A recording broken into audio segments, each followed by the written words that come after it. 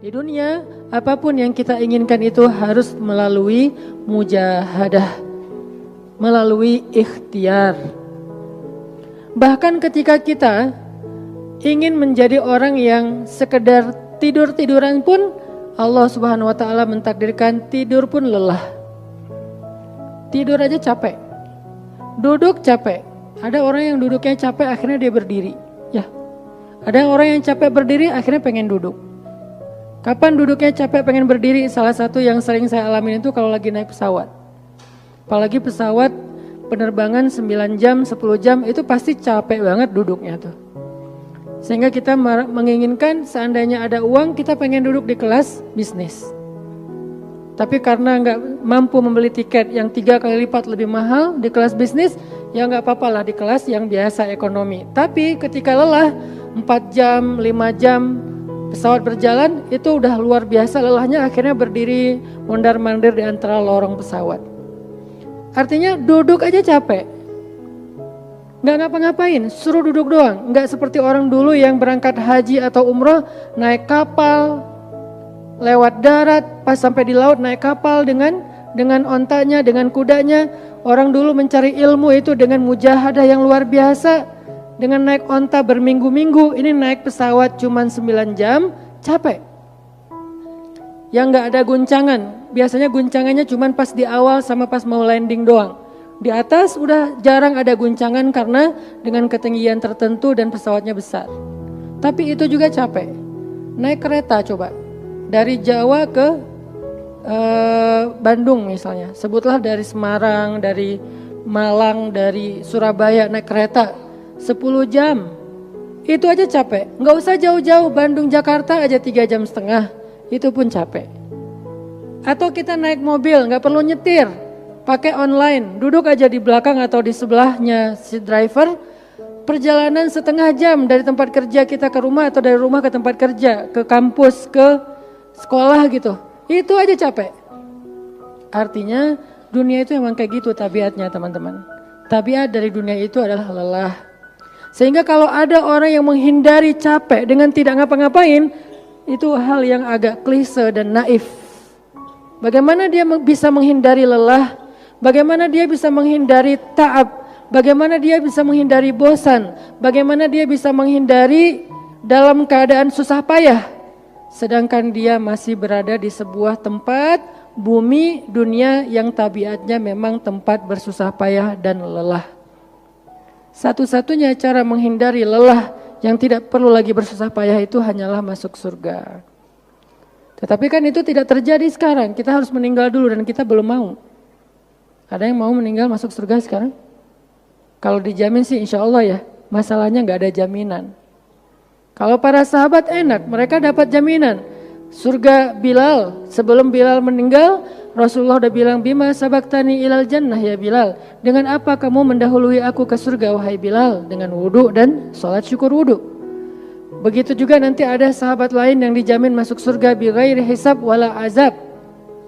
Salah satunya adalah Ukasyah. Kalau kita tidak ada jaminan apapun di akhirat kecuali berikhtiar dan bermujahadah untuk bisa mendapatkan kebaikan sebanyak mungkin di sisi Allah.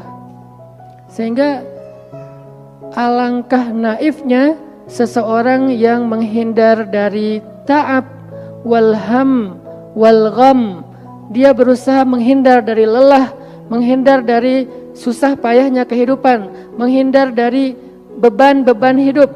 Itu gak bisa dilakukan karena kita masih berada di dunia. Yang perlu kita sekarang coba pilih adalah kita mau lelah untuk hal yang sia-sia. Apakah kita mau lelah untuk hanya bersenda gurau? Apakah kita mau lelah hanya untuk hal yang tidak ngapa-ngapain? Atau justru lelah kita itu untuk sesuatu yang mudah-mudahan beribadah kepada Allah?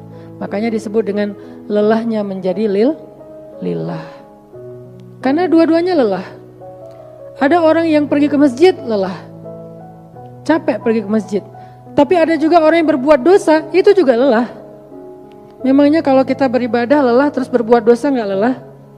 Banyak orang yang berbuat dosa lelah dan kita pernah merasakan kehidupan seperti itu. Sehari, 2 hari, sebulan, setahun, 2 tahun. Sampai kita benar-benar merasakan lelah banget dengan dosa. Di malam hari berbuat dosa, lelah, akhirnya tidur sepanjang siang. Di siang hari berbuat dosa, lelah, akhirnya tidur sepanjang malam. Lelah sama lelahnya. Antara orang yang beribadah dengan orang yang bermaksiat itu sama lelahnya. Bedanya apa? Yang satu, lelahnya akan diganjar, dibalas oleh Allah dengan kebaikan dunia dan akhirat. Yang satu lagi, lelahnya hanya akan disudahi dengan penyesalan. Sama-sama lelah. Bedanya, lelah yang pertama mungkin baru dirasakan hasilnya setelah itu. Lelah yang kedua seolah-olah bisa langsung dirasakan kesenangannya, tetapi kesudahannya adalah penyesalan. Makanya pada malam ini kita ingin merenungkan beberapa nasihat baik dari Al-Quran maupun hadis tentang bagaimana kita menjadi orang yang setiap hari tetap lelah, tetap banyak beban, tetapi beban itu mudah-mudahan menjadikan kita mendapatkan banyak kebaikan di sisi Allah. Makanya Nabi SAW bersabda dalam hadis riwayat Bukhari dan Muslim, "An-nasu ka'ibili mi'ah, la takadu tajidu fiha rahilatan." Manusia itu seperti 100 ekor onta. Manusia ka'ibili mi'ah, seperti 100 ekor onta. Yang harganya murah 50 juta, yang hidupnya untuk disembelih pada akhirnya nahar, disembelih. Onta itu kan kalau disembelih sambil dia berdiri ya. Kalau ayam, bebek disembelih sambil dipegangin atau diangkat. Kalau kambing dan sapi dibaringkan. Kalau onta disembelih itu sambil diberdirikan. Dia berdiri langsung disembelih. Itu onta. Artinya manusia ka'ibili mi'ah. Nabi itu menggambarkan onta karena onta ini punya banyak macam. Mungkin di Arab gak ada ayam yang bermacam-macam. Akhirnya pakai bahasanya onta. Kalau di kita mungkin ada ayam potong, ada ayam kampung, dan segala macam, ada ayam jago. Kalau bebek ada mentok, ada bebek yang biasa, macam-macam kan. Di Arab mungkin gak terlalu banyak variannya dan gak terlalu akrab dengan kehidupan sehari-hari mereka. Yang akrab itu kambing, kuda, keledai, onta. Akhirnya Nabi mengatakan, "An-nasu ka'ibili mi'ah." Nabi seolah-olah mengambil sebuah perumpamaan. Dan perumpamaan ini bisa kita ganti dengan culture yang berbeda di setiap negara. Tetapi perumpamaan yang paling baik itu adalah onta. An-nasu ka'ibili mi'ah. Manusia itu seperti 100 ekor onta ibil. Onta potong. Yang hidupnya hanya untuk disembelih oleh tuannya, kemudian dagingnya dimakan atau dijual. Kenapa bisa begitu murahnya? Cuman 50 juta, 40 juta dan berakhir dengan disembelih? Karena onta ini hidupnya tidak istimewa. Dia hidup hanya untuk makan, minum, tidur dan berkembang biak. Cuman itu misi dari kehidupan dia. Makan, minum, tidur, berkembang biak. Udah itu doang. Setiap hari kerjanya makan aja. Lihat hewan ternak ngapain? Merumput aja setiap hari. Gak ada hewan ternak yang tiba-tiba dia lagi ngapain? Lagi sholat. Gak ada. Hewan ternak misalnya lagi ngebantuin tetangga. Gak ada. Hewan ternak lagi menjenguk yang sakit. Gak ada. Hewan ternak yang lagi menyelesaikan hajat saudaranya. Hewan ternak yang lagi dengerin curhat. Gak ada. Kenapa? Karena tugas misi kehidupan mereka itu cuma diciptakan untuk makan, minum, tidur, berkembang biak, udah. Ini namanya kalau di antara onta namanya ibil. Yang hidupnya itu sesederhana itu. Gak ada yang rumit, gak ada yang terlalu berlebihan. Dan an-nasu, manusia secara umum mirip dengan ibil. An-nasu ka'ibili mi'ah. Jadi kalau kita bandingkan dari 100 orang itu hampir semuanya seperti ibil. Misi hidupnya itu hanya untuk dirinya. Gimana caranya biar bisa makan, gimana caranya biar bisa istirahat dengan nyenyak, tidur, gimana caranya biar punya keluarga, berkembang biak, punya keturunan, dan kemudian dengan keluarganya dia punya family time, kapan liburan, makan di rumah, jalan segala macam. Cuman itu misi dari kehidupannya. Sehingga Nabi menyebut mereka yang misi kehidupannya hanya dirinya dan keluarganya, ka'ibili mi'ah, seperti 100 ekor onta. Kurang istimewa. Orang yang hidupnya hanya untuk dirinya dan keluarganya itu kurang istimewa. Sehingga disebut dengan ibili mi'ah, 100 ekor onta. Tapi nggak hina, tidak rendah, tidak mungkin melenceng, sesat segala macam, enggak. Dia tetap tidak haram, tidak najis. Nabi tidak mengumpamakan manusia seperti seekor anjing, seperti seekor babi, enggak. Karena itu najis, haram dan seterusnya. Onta, makhluk yang hewan yang baik, cuman tidak istimewa. Di sini tidak ada judgement. Nabi itu orangnya nggak suka menjudge. Nabi nggak mengatakan manusia ini semuanya misalnya dengan kalimat celaan, keledai, enggak. Manusia ini misalnya hewan yang najis, enggak. Nabi mengatakan an-nasu ka'ibili mi'ah, manusia itu seperti 100 ekor onta. La takadu tajidu fiha rahilatan. Hampir di dalam 100 ekor onta itu kamu enggak mendapati satu pun onta yang dikenal dengan nama rahilatan, rahilah. Rahilah itu dari kata rihlah. Rihlah itu udah jadi bahasa Indonesia, rihlah. Kemudian di Inggris-Inggriskan jadi traveling, trip, segala macam. Rahilah, dari kata rihlah. Apa itu rahilah? Onta yang bertugas untuk membawa beban tuannya dalam perjalanan panjang, baik itu berdagang maupun berperang. Dia punya misi lain selain makan, minum, berkembang biak, terus dipotong. Enggak, misinya lebih keren. Apa? Membawa beban. Membawa beban tuannya. Itulah rahilah. Sehingga punggungnya adalah punggung yang berkah, karena di atas punggung itu ditaruhkan beban terus menerus oleh tuannya. Berangkat bebannya apa, pulangnya beban apa. Karena orang dulu kalau berangkat berniaga, berdagang ke luar negeri, itu tuh bukan berangkat bawa beban, pulang nggak bawa apa-apa karena udah diuangkan, enggak. Mereka barter konsep perdagangannya. Kalau berangkatnya bawa kain, pulangnya nanti bawa karpet. Berangkatnya bawa gandum, pulangnya nanti bawa sutra misalnya. Tetap aja ada beban karena mereka berangkat jual misalnya ke Syam, dari Mekah ke Damaskus. Nanti pulangnya dari Damaskus ke Mekah bawa lagi barang-barang Damaskus yang bisa dijual di Mekah. Pas berangkat bawa barang Mekah yang bisa dijual di Damaskus, pas pulang membawa barang Damaskus yang bisa dijual di Mekah. Li'ilafi Quraisy ilafihim rihlatash syita'i was-sayf.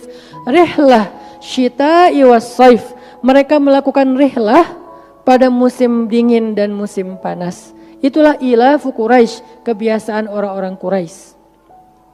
Ilafu Quraisy, kebiasaan tradisi orang Quraisy. Apa tradisinya? Berdagang di musim dingin dan di musim panas.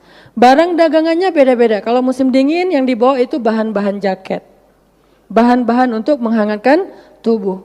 Bahan-bahan yang kalaupun dia bawa makanan yang biasa dimakan di musim dingin yang menghangatkan tubuh. Kayak misalnya jenis bubur di Arab itu ada namanya adas. Dan itu disebutkan di dalam Al-Quran, di Al-Baqarah. Wa adasiha wa basaliha, ada adas, ada bawang. Adas itu salah satu makanan kesukaan orang Arab di musim dingin. Karena kalau makan adas kayak bubur gitu, dia badannya menjadi hangat. Jadi kayak menghangatkan tubuh gitu. Artinya syita'i was-saif, di musim dingin dan di musim panas, dua-duanya ada barang yang didagangkan. Dan itu adalah ilafu Quraisy, kebiasaan tradisi orang-orang Quraisy. Rihlah. Siapa yang akan dibawa rihlah? Apa yang akan membawa barang dagangan mereka ketika rihlah? Namanya onta rahilah. Onta yang mengangkut beban barang tuannya. Rahilatan. Sehingga onta ini adalah onta yang lebih kuat fisiknya. Onta ini onta yang lebih tangguh perjalanan walaupun mengalami badai. Onta ini onta yang lebih kuat ingatannya sehingga dia menghafal jalan yang dilaluinya. Walaupun terjadi badai dia nggak tersesat.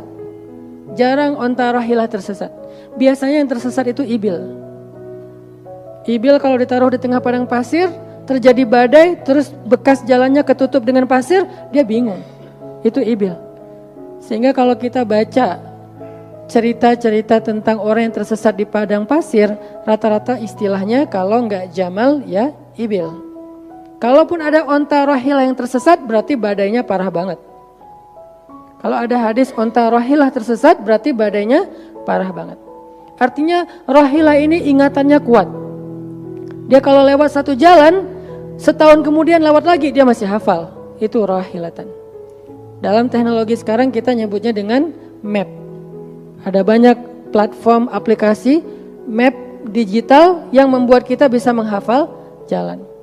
Dan diupdate terus, jalan ini sekarang macet segala macam. Rahilatan punya kemampuan membaca jalan walaupun mungkin berbeda dengan teknologi sekarang. Itu namanya rahilatan. Ini kata Nabi, la takadu tajidu fiha rahilatan. Manusia itu seperti 100 ekor onta. Dan di antara 100 ekor onta itu atau 100 orang itu, hampir kamu tidak mendapati satupun yang bernama rahilatan, yang mampu mengangkat beban lebih. Sehingga di sini Nabi SAW seolah-olah mengajarkan kita, memotivasi kita agar belajar menjadi rahilah. Manusia itu baru istimewa kalau dia menjadi rahilah, kalau dia mengangkut banyak beban, kalau dia menjadi orang yang paling banyak bermanfaat untuk orang lain. Makanya muncullah hadis, khairun nas anfa'uhum linnas, inna ahabban nasi ilallah anfa'uhum linnas. Dua riwayat hadis yang berbeda. Sebaik-baik manusia, kalau dalam analogi yang pertama, sebaik-baik onta adalah rahilatan. Bukan ibil, bukan naqah, bukan jamal. Sebaik-baik onta rahilatan. Kenapa kok rahilatan? Karena dia yang paling bermanfaat, soalnya dia yang paling banyak mengangkut beban. Sehingga dengan analogi tentang onta rahilah, kita menerjemahkan hadis khairun nas, sebaik-baik manusia dengan istilah khair. Arti khair itu memberi lebih, arti khair itu bermanfaat. Khairun nas anfa'uhum linnas, sebaik-baik manusia yang paling bermanfaat untuk orang lain.